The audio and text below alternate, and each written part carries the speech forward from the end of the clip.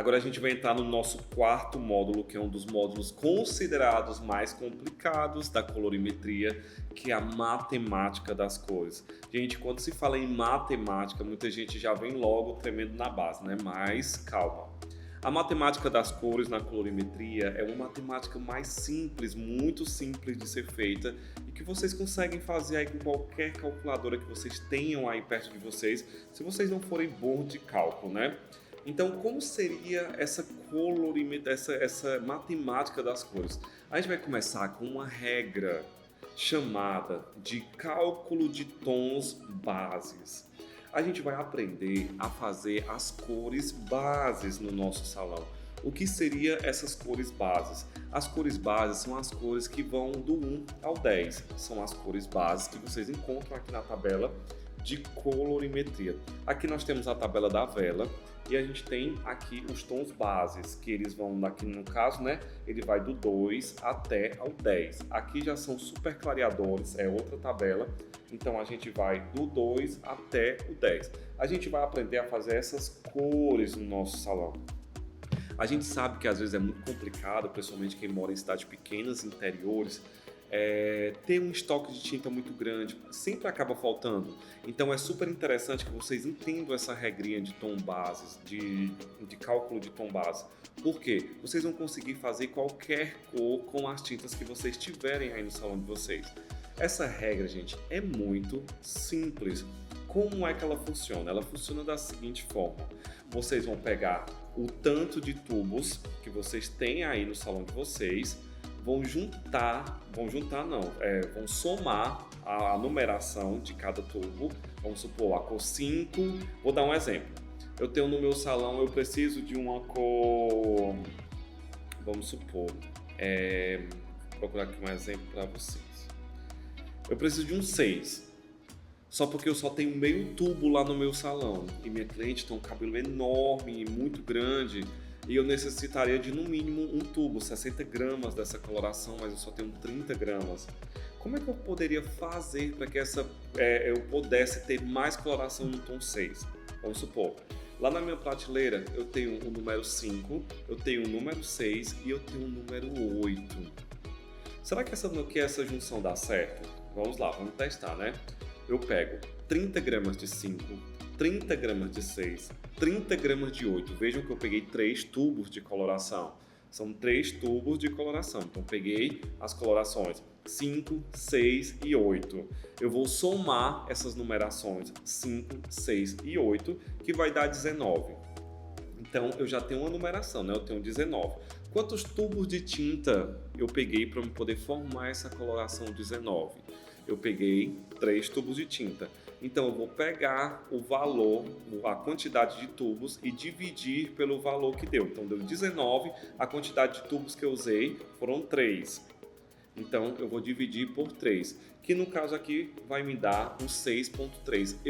Eu desconsidero o número pós-vírgula, né, que deu uma dízima periódica, e fico com apenas o número antes da vírgula, que no caso foi o 6. Então aqui eu já tenho uma base 6.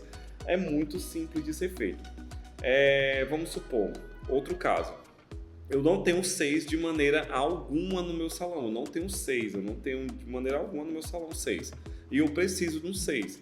Mas lá na minha prateleira eu tenho um 8 e um 4.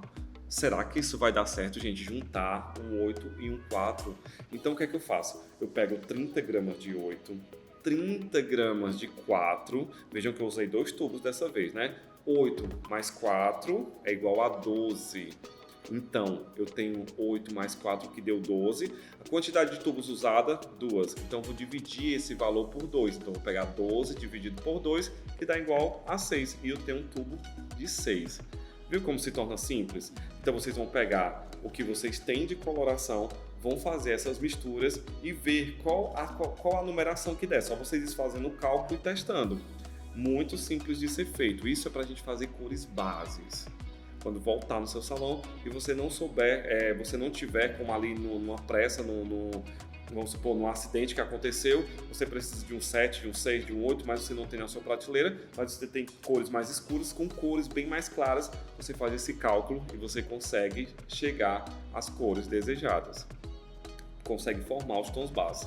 Agora, se for o caso de formar tons fantasias, aí a gente entra para a regra dos 11. Regra dos 11 é a regra de numeração 11. Toda numeração, a regra dos 11, ela funciona da seguinte forma, gente. Eu já expliquei um pouco sobre a regra dos 11, acabou que muitos de vocês, né, tiveram dúvidas e acabaram me questionando que a regra estava errada, isso, aquilo, outro. Só que, gente, eu não estou inventando nenhuma regra. Se você pegar a tabelinha da vela, você vai ver bem aqui assim no canto, nessa partezinha aqui, ó, na última anticapa, vocês vão ver a tabela de misturas. A tabela de misturas é nada mais, nada menos que a regra dos 11. Isso daqui seria a regra dos 11.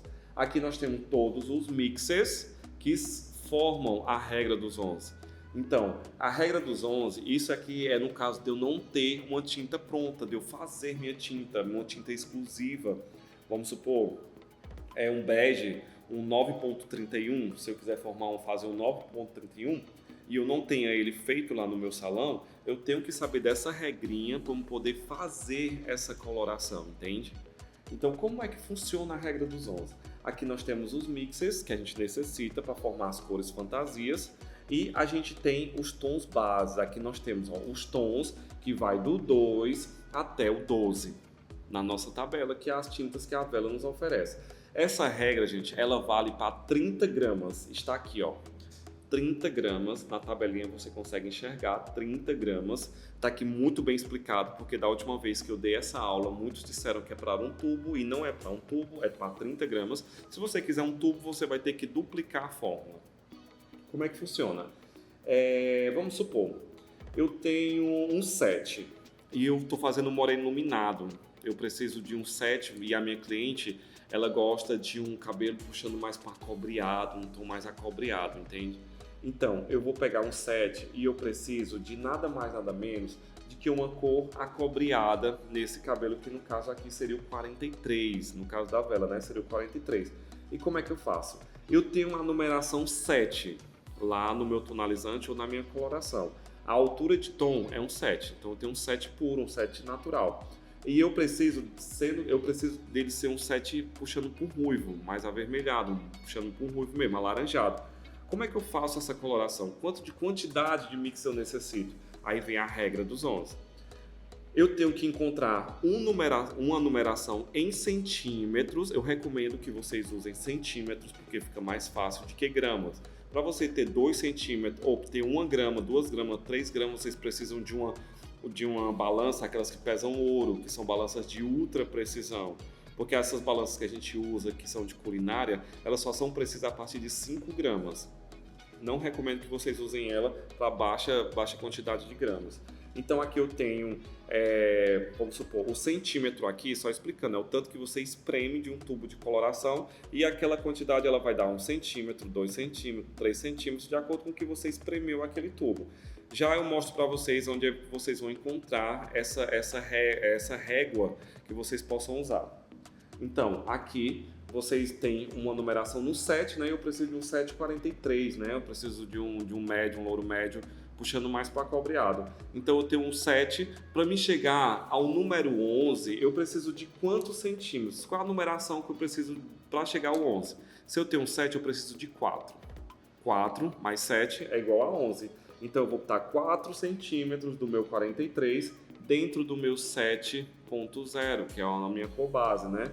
Vamos supor, se eu for para o 8, precisar de um 8 dourado, né? Minha cliente fez um loiro, mas ela gosta de um louro mais fechado, puxando com dourado, uma cor bem mais vibrante. Então eu tenho aqui o 8. Para mim chegar a 11, falta quanto? 8, 9, 10, 11. Faltam 3, então eu preciso de 3 centímetros de mix 0/33, no caso da vela, dentro de 30 gramas de coloração de base 8, para eu poder ter um 8.3. Viu como ficou fácil? É bem simples, gente, essa regrinha.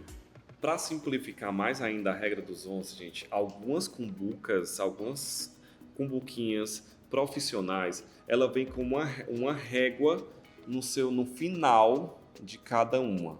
Aqui vocês podem enxergar que aqui vai do 0 ao 4, se eu não me engano, né?